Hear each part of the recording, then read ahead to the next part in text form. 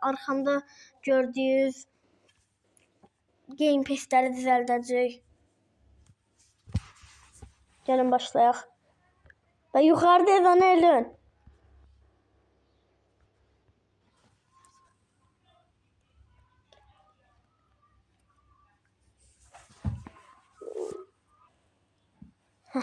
Dostlar giririk daha fazlaya.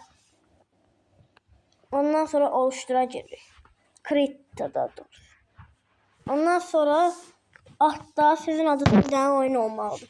Onun altında public yazır. Bu public'e girin.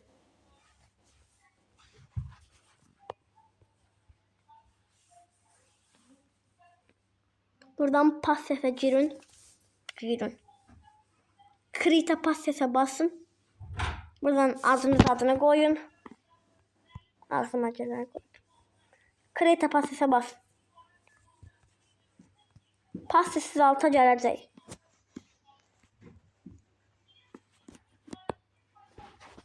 Birazdan Sales'e basın. Item for Sale. Ondan sonra burada yazın. İstediğiniz Robux değerini. Yazdığınız için elemen ondan sonra deyəsən. Ne indireceğim? Bu bağlayır değil.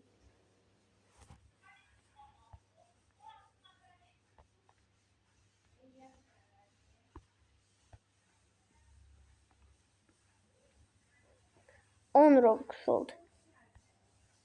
Bunu biz 10.000 eləyək. Elə deyib. Buradan create passif'e basıp çıxırıq.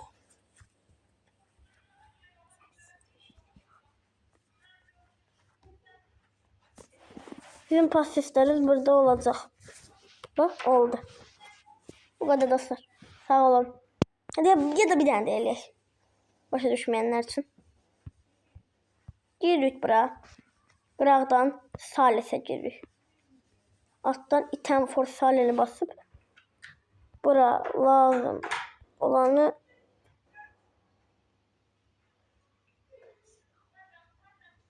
yazırsınız ve get'e basırsınız. Create passif full diyeceğiz ama bir şey olmaz. 10.000 olsun. Passif full diyeceğiz ama siz sonra buradan çıxanda göreceksiniz ki passifsiz buraya gelip. Ve bu şəkilləri eləmək üçün də yine üstüne basıp can gedən seçirsiniz.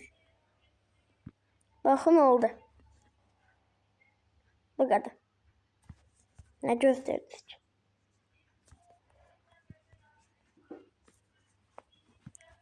Sağ olun, sağ salamat kalın. Bye.